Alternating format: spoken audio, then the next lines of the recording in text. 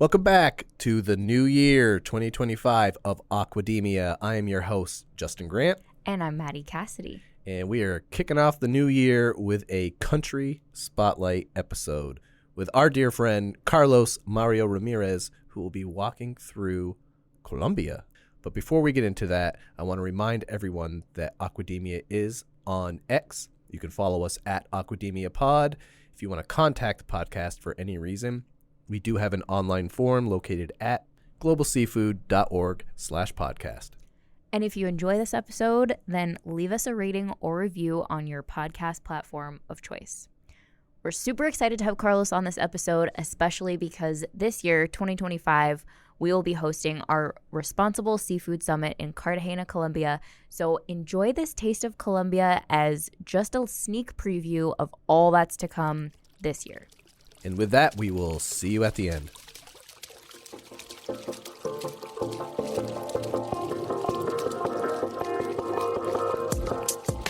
Welcome to the Aquademia podcast. Our diet is hurting the environment in myriad ways. I mean, we desperately need to eat more seafood. This is a pioneering industry with a whole lot of people who have really good ideas and a lot of experience and are unafraid. Aquademia is your go-to podcast for a fresh take on all things seafood.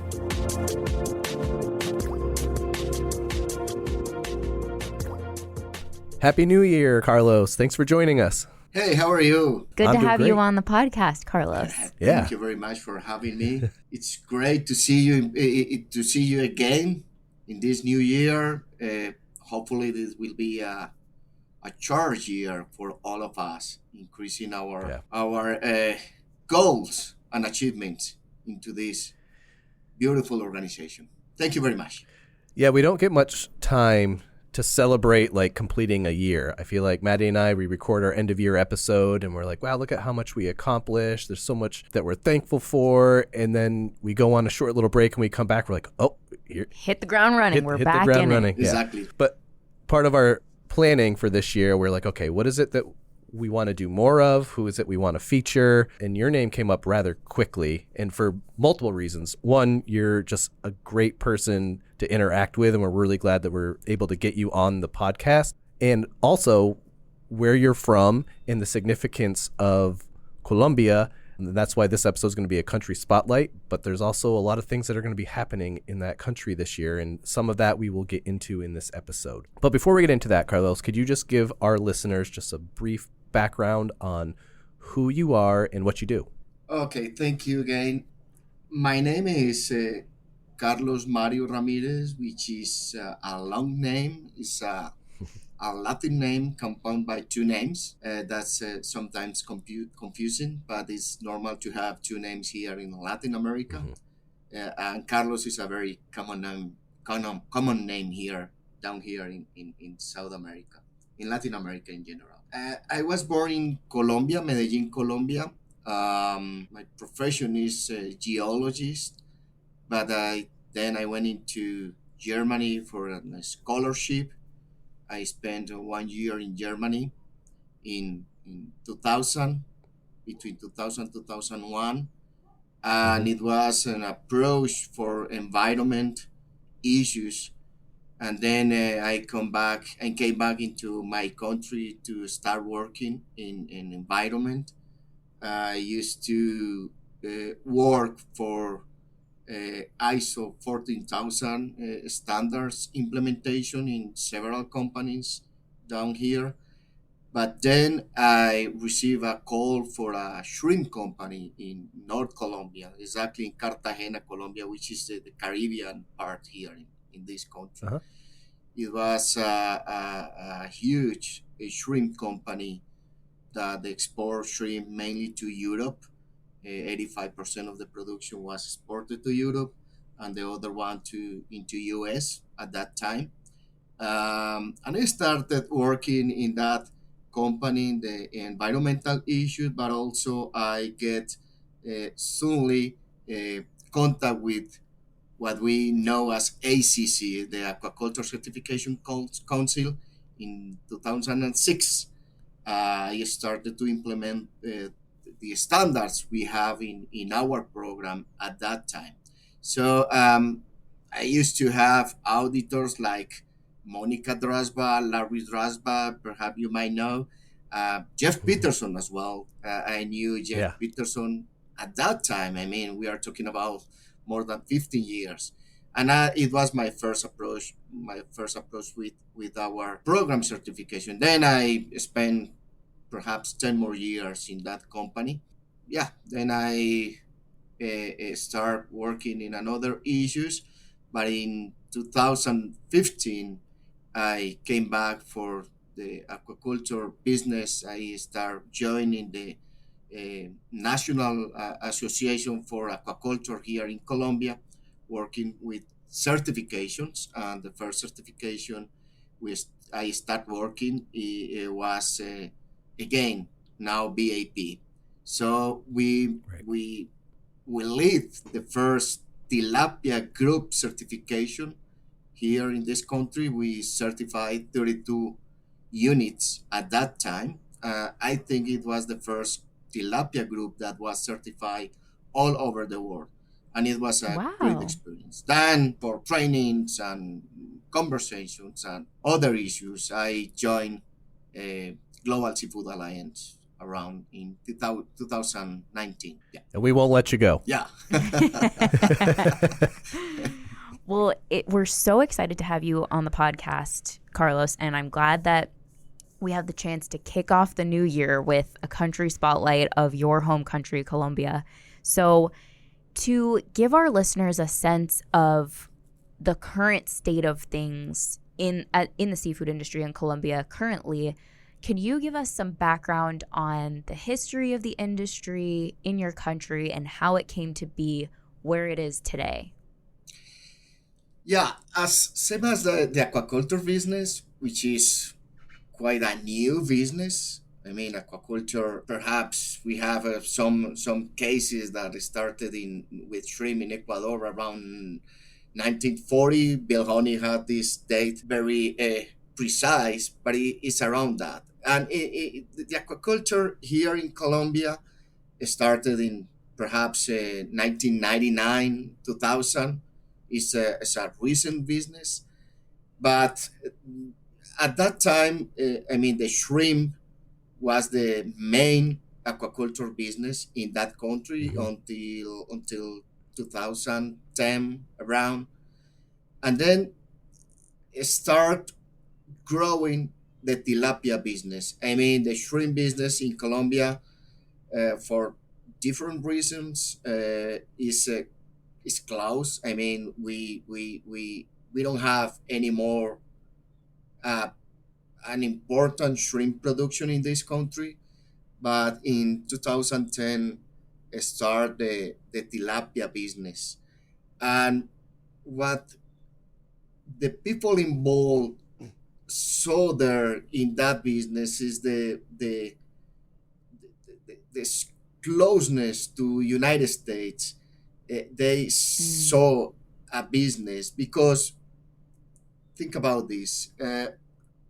Right now, the main tilapia area that is producing in Colombia is in South Colombia, but a fish is swimming today 11 o'clock, and that fish will be available tomorrow at this time in fillets, fresh fillets in the Yep. U.S. market.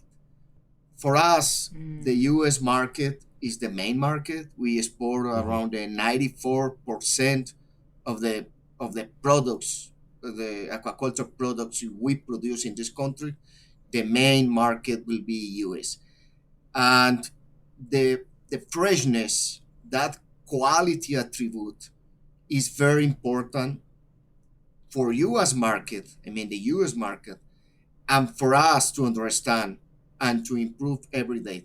And I think that is the fact that help us to improve in production, in numbers, and then in the quality attributes that we give to the tilapia mainly. Also, we export trout, But now the tilapia is the main product we export into that market. So Colombia started out with shrimp production. It migrated into tilapia. You mentioned trout. Is there anything else, any other species of significance that's coming out of Colombia that's worth mentioning, both for domestic consumption or anything that you're exporting out internationally? Yes, we have another whitefish, which is an Amazonian fish, which is locally called cachama, but is known as Cachama. tambaqui in Brazil, as pacu in Bolivia, and this fish is also in Peru. This is a local fish. We have like a very important production of that fish, but we don't export. So right now, again, the main exportation products are into the tilapia and trout. And let me tell you something before on regards the first question. I mean, the shrimp business taught us how to understand the international market. As I told you, in the shrimp company who I used to work, it was mainly the Europe. The Europe market was the main market, but we understood and we learned how to understand those destiny markets, because you might think the requirements and the consumers' perceptions are different. So the market, the European market is different than the US market, also the Japanese or the Chinese market. So Right. we as exporters countries, we have to understand those markets, even the law, because the law is very hard to understand. Every country has their own law, and we have to understand to export in those markets. And I think the shrimp business leave us as a business. I mean, we learn in those 10 to 15 years of exportation, shrimp exportation, we learn how to understand those markets. And I think that the tilapia producers took some lessons from that period to put in place for these times. So it was very important for us that we don't have any more shrimp, as I told you, but again, the lessons are there. Right. Now, if we kind of expand out into Latin America, is that shift kind of universal with a reduction in shrimp production and a focus on other species, or is there still places in Latin America where shrimp is still highly produced and exported out? We have the main world shrimp producer down here, Colombia, and it's Ecuador. Ecuador is growing every year in shrimp production, in exportations. Right. The Ecuadorians are really, they are making a great job in the shrimp production, because the main market for them right now is China. It's shifting right now, but the main market is China, around 60-70%. But they are opening that market in not opening, but increasing the US market. So it's very important that production here in Ecuador. All the shrimp we have here in Colombia is coming from Ecuador mainly. Yeah. Yeah. Yep.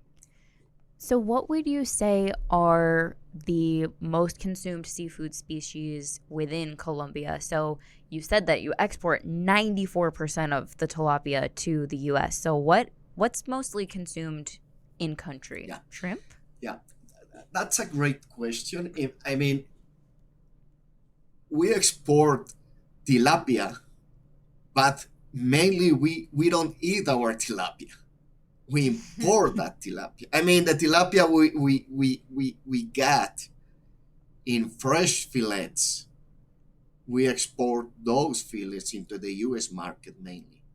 And we import frozen tilapia from China, for example, from Asia. And also we import pangasius. We import salmon. We don't have salmon at all here in Colombia, so we import the salmon. We exported last year around 23,000 metric tons of fresh tilapia fillets mainly, but we import 41,000 metric tons.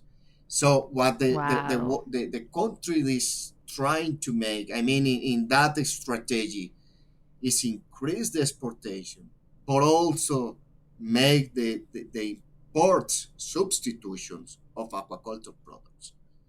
And in the meantime, we increase the tilapia production. We can have that tilapia for us as well. Now, just to let you know, we are opening a market in US, mainly in the West Coast, what we call the red tilapia, the whole red tilapia, because there is an Asian market in that part of that country, in the US country. Right. So we are opening that market. So we are also producing and increasing the red tilapia production here in this country. But again, for exportation mainly. Can you speak a little bit more on the economy and the job market, how that's kind of supporting the economy? This business is creating around 64,000 direct jobs, the aquaculture business. 193,000 indirect jobs. I mean, from one direct job, we used to say to have 4 persons impacted. It's like a family. I mean, if one person works in the aquaculture business, the other 3, wife and 2 kids, are behind that business. Mm-hmm. But the other important number is that we have here in this country around 36,000 aquaculture producers. More than 97% are small producers, perhaps Wow. familiar producers. So, and it's not the same in the world aquaculture. I mean, the world aquaculture business is mainly made by small producers. We have here in this country 36,000 small aquaculture producers. Mhm. So it's an impact in jobs, but also think that the aquaculture familiar level could be an answer for those low income families. And it's a very important. I mean, Colombia right now is the government offices are working on how to support those small producers because they have to be competitive to be part of the supply chain, even if we consume local or if their products will be exported.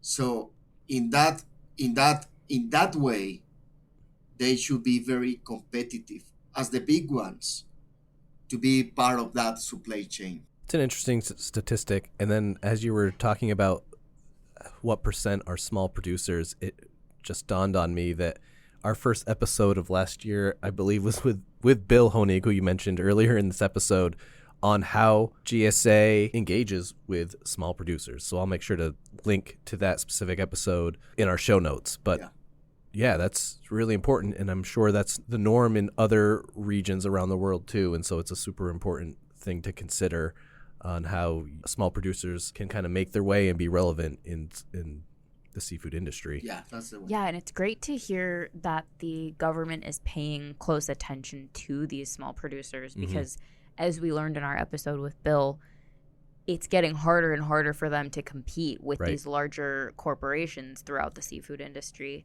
And that just makes me wonder this. I'm sorry if you aren't prepared to answer this, but I'm just curious. So how does the seafood industry in Colombia fit within the larger food industry of Colombia? Like, are there other large producers of other types of food in Colombia? Like, I know coffee is a huge thing in Colombia. So how does seafood fit in within the larger food landscape of Colombia? That's a great question, Melly. Because, I mean, as I told you, we have, I'm just taking the example of South Colombia, where the tilapia producers are mainly. There are big producers there. I mean, we have there around 10 processing plants. Wow. 4 of them are big plants.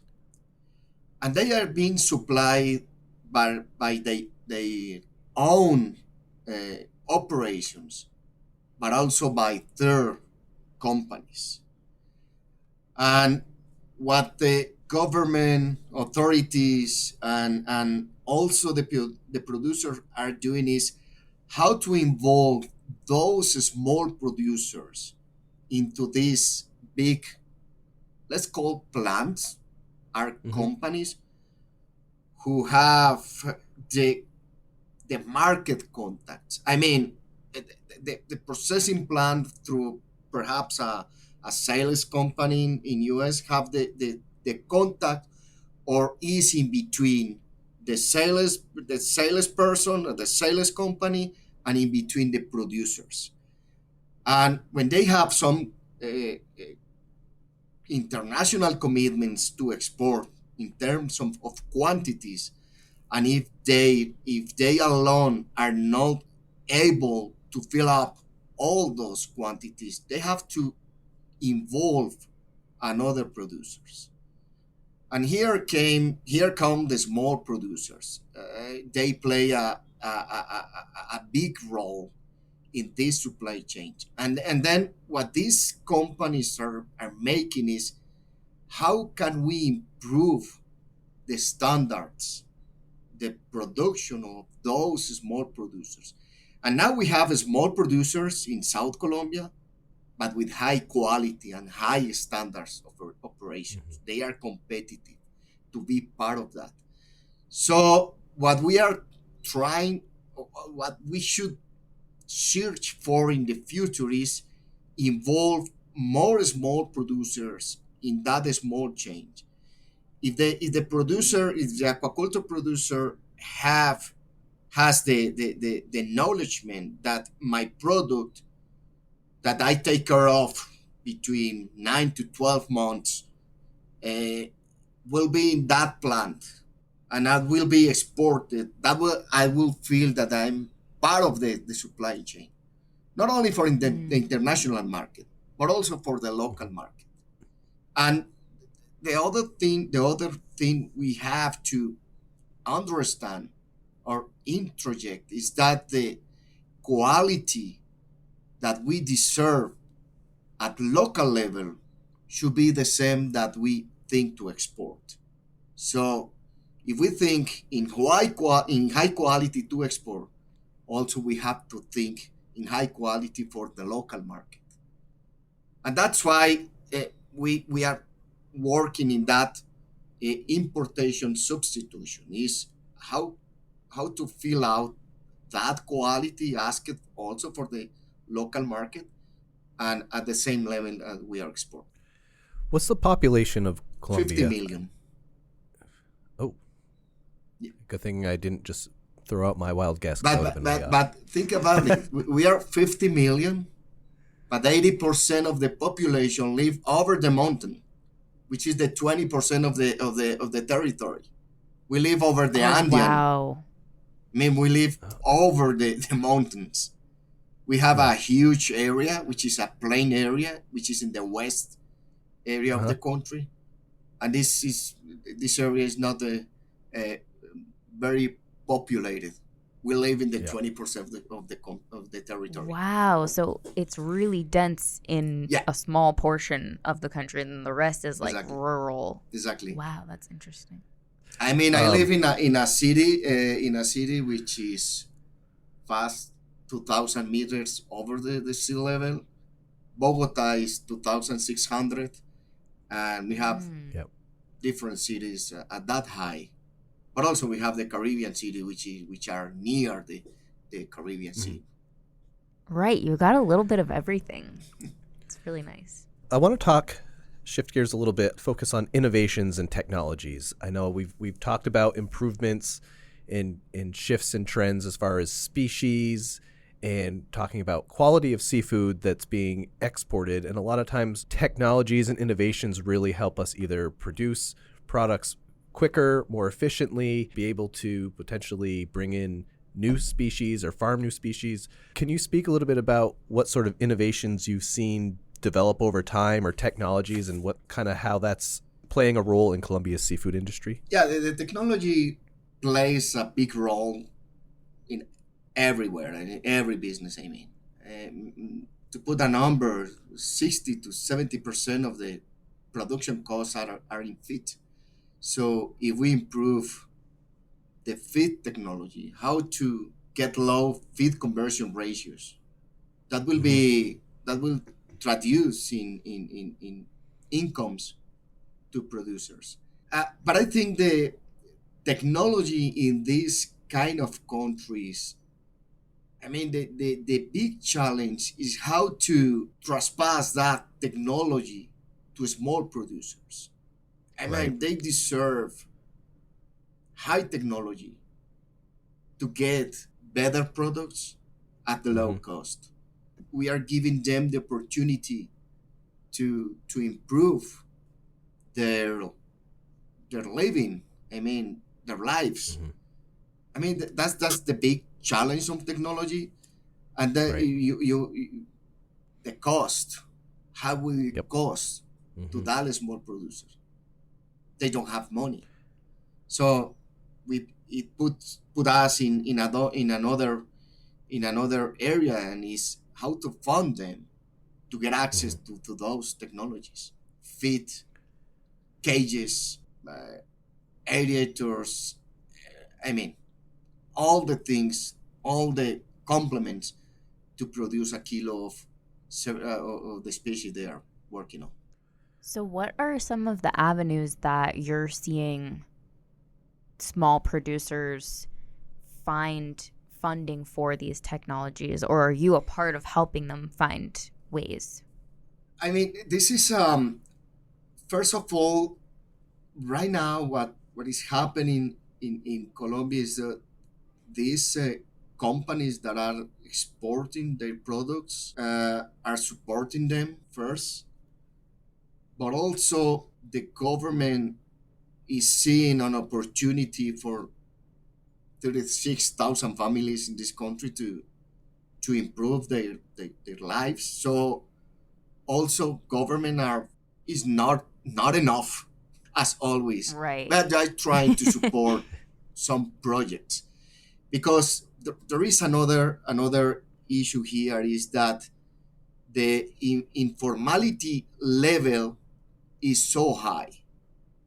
I mean, when you and it pass in all countries that are in the way of or growing, is that the informality level is so high. So when the government asks to fund a small producer, they ask if they are formal, if they are subscribed into a government or local office, and most of them are not Right. because they are familiar. I mean, if you have a small house in the middle of the mountain and you have you dig a space there and you put tilapia inside there, this is a familiar business.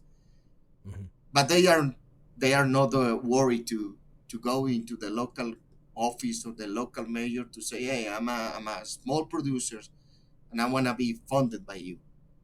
They will ask you, are you a legal production or not? If you're legal, like, okay, we can do something. We can search for something. But if not, that will be an issue to solve. And this happens, I think, in many countries Right. that have a small producer. Yeah, I can see that obviously being a challenge and one that is being looked at and trying to find solutions to. And sometimes it doesn't happen as quickly as some people really want, especially when you're in an industry that plays such an important and vital role in a country like Colombia. Yeah. Just wanted to tell you that this part of the world is, I mean, it's beautiful because here in Latin America, as I told you, we have I'm from 1 hour flight to Guayaquil, where the main shrimp production area is. So it's very close. And as I told you, how the shrimp business work there. But also we have in South Chile, the second largest salmon production all over the world, where they're huge, big companies. So they don't have this kind of issues we are talking about with the small producers. But then if you go into Brazil, we have another scheme. We have their big plants, and they are being supplied by 200, 300 small producers. And these small producers are technical supported by these big plants. So the business are different here in South America. We speak the same it language, varies a but lot. we are different. So I was just thinking, Guayaquil, that's where we were back in 2018. 2018. I knew I would drum up the question, but then end it with the statistic, and Maddie would be able to fill it in, because I was like, what year is it? I know Maddie will know it.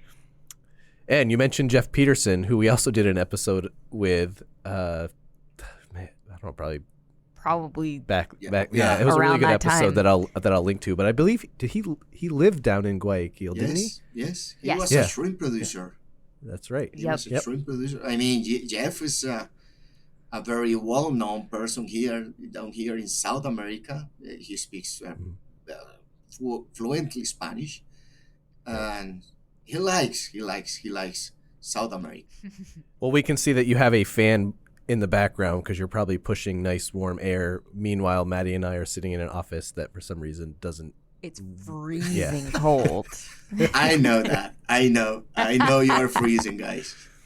Well, we also, and not to bring your whole family onto the episode, but you do have a daughter that's in college up in New England, in New Hampshire, in Dartmouth, and so she's braving the cold as we speak. It's probably even colder there. Yeah, she told me than it is yesterday here. you were -18, something like that. Yeah, yesterday was Told bad. us that was the worst cold she's feeling.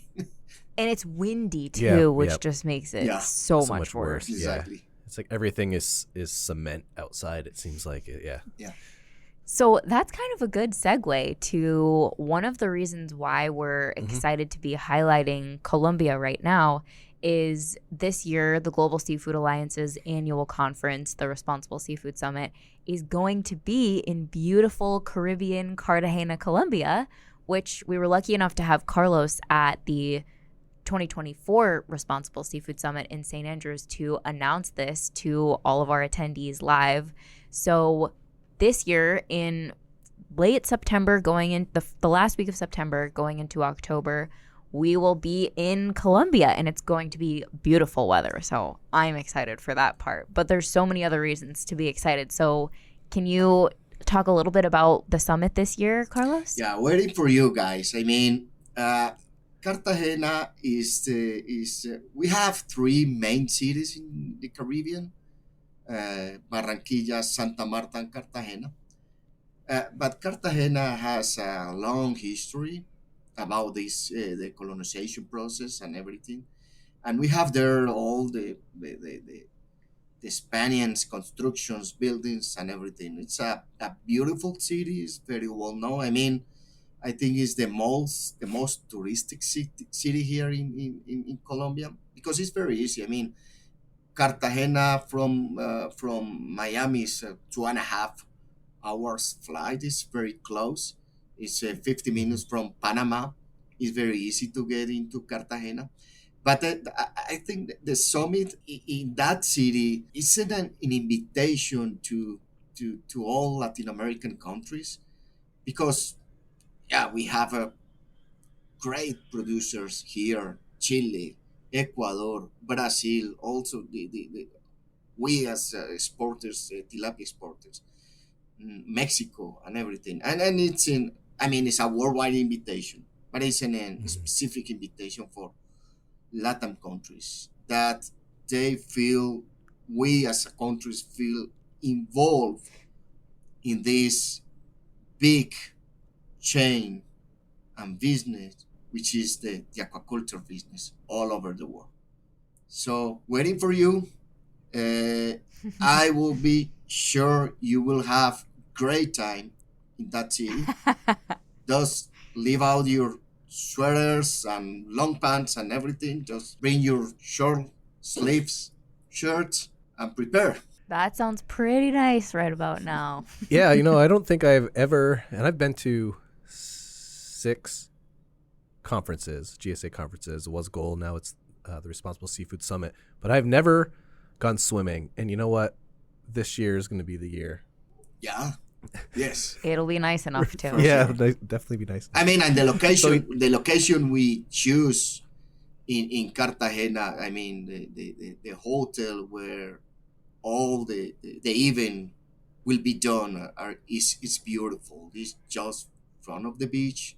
You will have a beautiful view for all downtown Cartagena, but also all the sea, the green sea.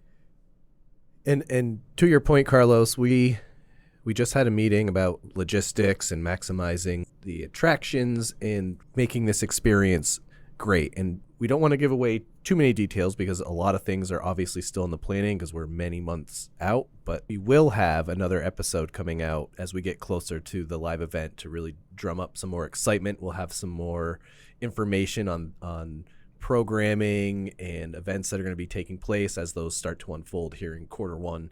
What we've seen so far and what you've kind of highlighted just of the imagery and the history that's down there, it's going to be a really fun and exciting time, and I'm looking forward to it, and I'm sure you are as well, Maddie. Definitely. I can't wait. Yeah, I think it's gonna be. I mean, it should be different. I mean, Do we have to book like a private tour? Time with you to give us the private tour? Sure. How much is that going to cost? Sure, friends. Sure. Yeah. Of course. No, I mean, I was down Chile first week of December last year, and we are promoting the event. But the people there, I mean, the companies we were there are very interested in assisting to this great event for us. I mean, we put all the energies organizing this event. As you have the experience. I mean, San Andrews, another 6 or 7, Justin, you're talking about, and or also Maddie. Yeah, it needs a lot of details to be done, and we are working on that. But I'm sure we are gonna reach. We're gonna have a great event in Cartagena for sure. So everybody, all the community, aquaculture community, also the fishing community, are very welcome in this city and in this event in Colombia. And I urge any of our listeners who are getting a little excited as well to just stay tuned, check out the GSA website from time to time, because as things start to unfold and become official from our end, obviously we will be posting that stuff there. And like I said earlier, every year we have another episode on Aquademia that is focused solely on the Responsible Seafood Summit, and we'll do that again this year. So in the meantime, just continue to follow us on social, check out our website, and we'll be posting things as they become official. Yeah, one of the great things about the summit is because we have this unique setup where we visit a new country every year, that enables us to really delve into that country / region's specific industry challenges, innovations. So this year's event will really be focused on the Latin American seafood industry. So this episode is just a tiny taste of everything that's going to be happening at the summit this year. So we're super excited, Carlos. Yeah, me too. Me too, guys. Is there anything else while you have this platform that you want to mention or talk about that maybe we didn't have time to get to on some of our earlier questions? Not too much. You asked me about the population here. We are 50 million people in this country, and those people involved, let's say, in bad business, are no more than 20% 20,000 people. So it's a small portion of the country, but they make loud news, louder than aquaculture, for example. So we work every day. This country is beautiful. We have many things to show, good things to show.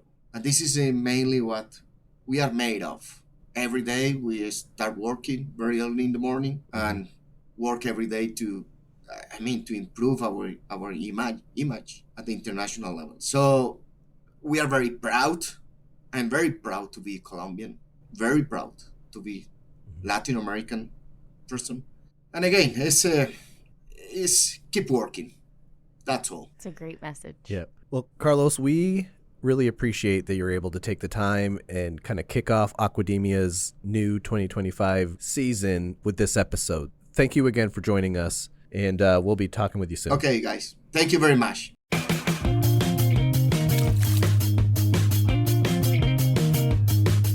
Folks, that was our conversation with Carlos. I hope you learned something. I hope you enjoyed it. I know I did. It's always great to have conversations with Carlos. I think the first time I saw him in person was in St. John, New Brunswick, up in Canada. And man, he's just such a joy, such a great person. Nicest guy around. He's such a pleasure. So it was great to have him on the show. Great to introduce you all to him. And we look forward to having him on again later this year. And just another reminder that Aquademia is on X. You can follow us at Aquademia Pod. We do have an online form where you can contact us. That form is located at globalseafood.org/podcast. And if you haven't already, be sure to subscribe to Aquademia. Fresh new year, new subscription. Make sure that you don't miss an episode by subscribing to Aquademia. And we'll see you at the next episode. Bye. Ciao.